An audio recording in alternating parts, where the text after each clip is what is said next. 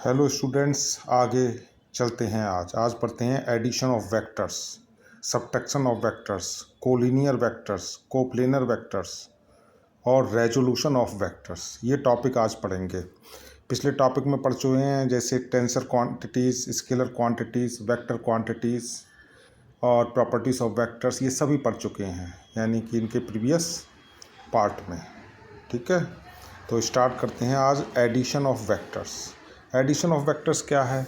जैसे वेक्टर कोई ए है, कोई वेक्टर ए है और प्लस, अब देखिए इधर ही क्या है, बी वेक्टर है, तो हम इसको लिख सकते हैं, क्या लिख सकते हैं, इसको हम लिख सकते हैं ए वेक्टर प्लस बी वेक्टर। क्या लिख सकते हैं? ए वेक्टर प्लस बी वेक्टर। अब जैसे सपोज करो कोई वेक्टर ये ए इधर है, ये एरो है, ये इसकी टेल है, और वी वेक्टर ये है। तो यहाँ पर हम इसको पढ़ेंगे, क्या चीज़ पढ़ेंगे, यानी कि आर। ये हम पढ़ेंगे ए प्लस बी वेक्टर, यानी कि इसका जो रिजल्टेंट होगा ए प्लस बी वेक्टर। अब अगर कोई ए है, बी है, सी है, तो इसका जो रिजल्टेंट होगा वो किसके बराबर होगा, यानी कि इसका रिजल्टेंट होगा R, A plus B plus C, ये वेक्टर के बराबर होगा। यानी देखिए ऑर्डरली, ए इसका जो है एरो इसकी टेल से, इसका एरो इसकी टेल से, और ये रिजल्टेंट हो गया। तो ये सब है addition of vectors. Subtraction of vectors क्या होता है? Subtraction of vectors, subtraction of vectors. Subtraction भी बिल्कुल, देखिए ये कोई वेक्टर है ए, अब हमने क्या किया, प्लस ये है वेक्टर, ये इनकी डायरेक्शन अपोजिट है, तो हम इसको लिख सकते हैं, क्या लिख सकते हैं, ए माइनस बी। क्या लिख सकते हैं? ए माइनस बी। जैसे अब देखिए आगे ट्रायंगल की फॉर्म में देख लीजिए, जैसे कोई वेक्टर है ए, कोई वेक्टर है ए, और ये वेक्टर है, ये इसका एरो इधर दे रखा है, ये है वेक्टर ए बी, तो इसका जो रिजल्टेंट है आर। अब हम इसको अगर इधर ले जाएंगे तो हमें क्या करना पड़ेगा, इसका साइन चेंज करना पड़ेगा, डायरेक्शन चेंज करनी पड़ेगी, तो हम नेगेटिव साइन लगा देंगे। तो हम इसको लिख सकते हैं वेक्टर आर, यानी resultant A vector plus minus B vector. तो ये आपका हो गया R vector is equal to जो रिजल्टेंट है A vector minus B vector. इस तरह से हम लिख सकते हैं। अब आगे कोलिनियर वेक्टर, कोलिनियर वेक्टर या कॉलिनियर वेक्टर, जैसे इसको हमने कह दिया कॉलिनियर वेक्टर, कॉलिनियर वेक्टर्स। इनको हम ऐसे भी कह सकते हैं कोलिनियर, मीनिंग सेम है। कोलिनियर वेक्टर्स क्या होते हैं, यानी कि टू और मोर वेक्टर्स, टू और मोर वेक्टर्स इक्वल और अनइक्वल इन मैग्नीट्यूड, यानी कि मैग्नीट्यूड में इक्वल भी हो सकते हैं और अनइक्वल भी हो सकते हैं। पैरेलल कह सकते हैं, are in same line, are in same line, या तो सेम लाइन में हो और पैरेलल, पैरेलल और पैरेलल और एंटी पैरेलल, और एंटी पैरेलल, यानी कि टू और मोर वेक्टर्स इक्वल और unequal in magnitude are in same line और पैरेलल और anti parallel with each other known as collinear या कॉलिनियर वेक्टर्स।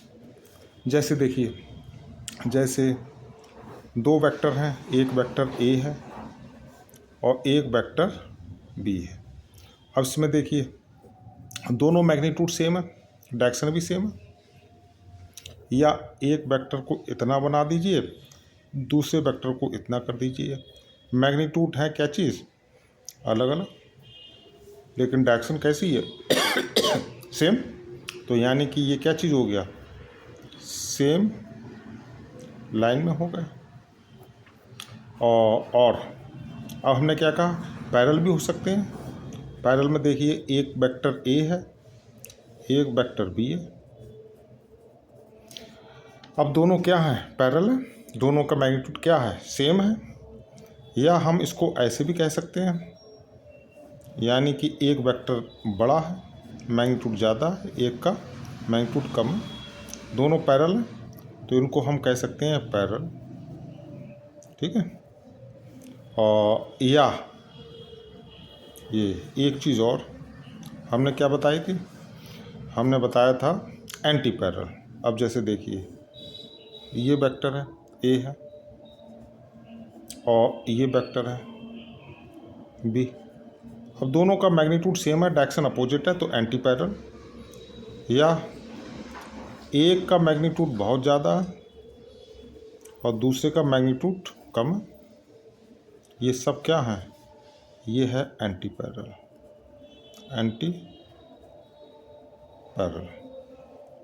ये सभी क्या चीज़ हैं, सभी हैं कॉलिनियर वेक्टर्स।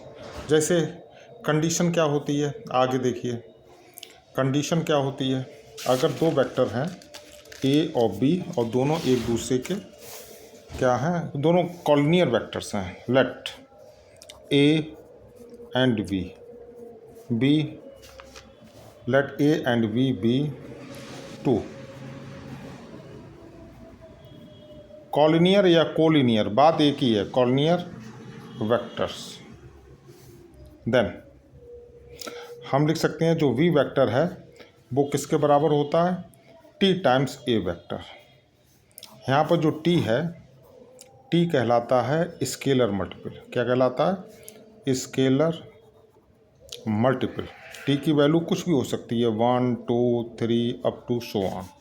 जैसे अगर अब कंडीशन बहुत इम्पॉर्टेंट है, कंडीशन ये खूब पूछा जाता है, condition of collinear vectors questions भी खूब आते हैं और आईआईटी नीट दोनों के लिए ही बहुत इम्पॉर्टेंट है, कई बार पूछा गया। जैसे देखिए लेट ए वेक्टर हमारा दे रखा है, किसके बराबर दे रखा है, A X I unit vector, A Y J unit vector और ए जेड के यूनिट वेक्टर। और बी वेक्टर हमारा दे रखा है B X I unit vector, B Y J unit vector, B Z के यूनिट वेक्टर। तो वी है और हमें मालूम है कंडीशन क्या होती है, v is equal to T times a vector, यही तो होती है, ये होती है। अब हम रिप्लेस कर दें b को इससे, a को इससे, तो B X I unit vector, B Y J unit vector, B Z के unit vector is equal to T times A X I unit vector, A Y J unit vector, A Z के unit vector. अब देखिए, अब इसको इस प्रकार लिख लें, B X I unit vector, B Y J unit vector, B Z के unit vector, T times A X I unit vector, t A Y J unit vector, t a Z के यूनिट वेक्टर। इक्वेट कर दें दोनों तरफ, जो coefficient आई जे के हैं, equating the coefficients on both side। इतना ही लिख दें, काफ़ी है। तो i का कोफिशिएंट इधर कितना है, bx, इधर i का कोफिशिएंट कितना है, t, ax। तो यहाँ से आपको रिजल्ट मिल गया vx upon ax is equal to t। Similarly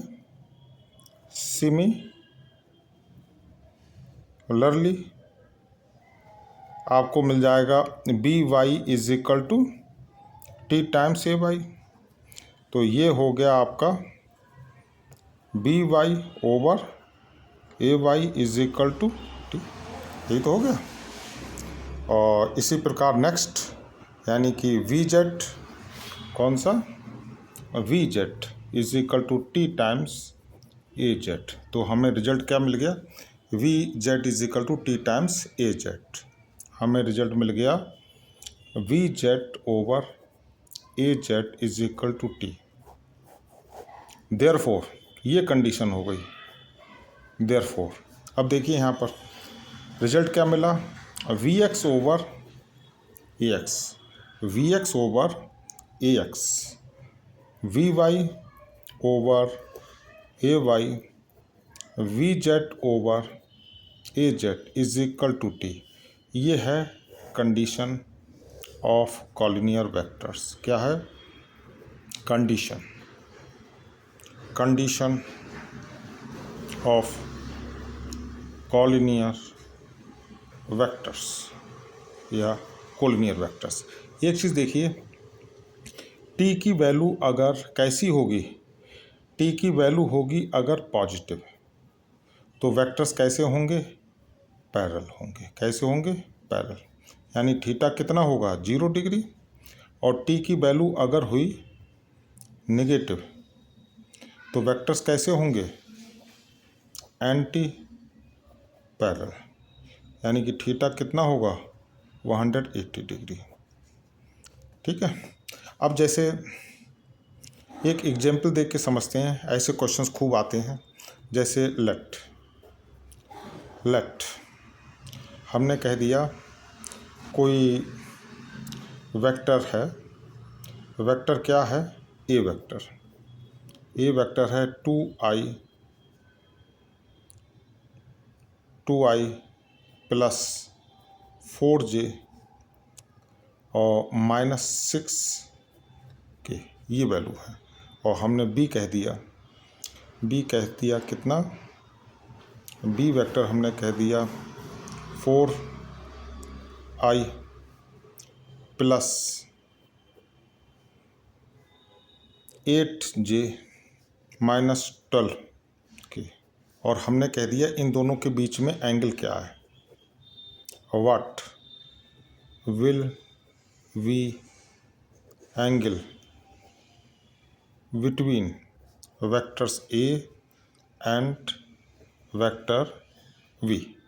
तो अब देखिए सॉल्यूशन क्या होगा, देखो b वेक्टर कितना है, 4i प्लस 8j -12 के। अब देखिए इसमें से अगर हमने क्या काम किया, 2 कॉमन ले लिया, तो ये आ गया 2i प्लस 4j -6 के, यही आ गया। ये किसके बराबर है, b is equal to 2 times a, यही तो हो गया। इसका मतलब क्या है, यानी कि a वेक्टर और वेक्टर पैरेलल है किसके, b वेक्टर के, क्योंकि यहाँ पर t की वैल्यू 2 है और ये किस में है, पॉजिटिव में। तो इनके बीच एंगल कितना है, 0 डिग्री। यानी वेक्टर्स कैसे हैं, पैरेलल है। इस टाइप के क्वेश्चंस खूब पूछे जाते हैं। आगे कोप्लेनर वेक्टर्स क्या होते हैं, कोप्लेनर वेक्टर्स जैसे नाम से ही पता लगता है, यानी कि those vectors which are in same plane, those vectors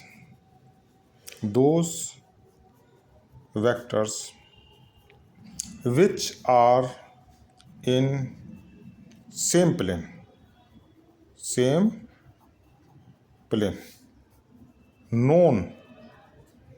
known as coplanar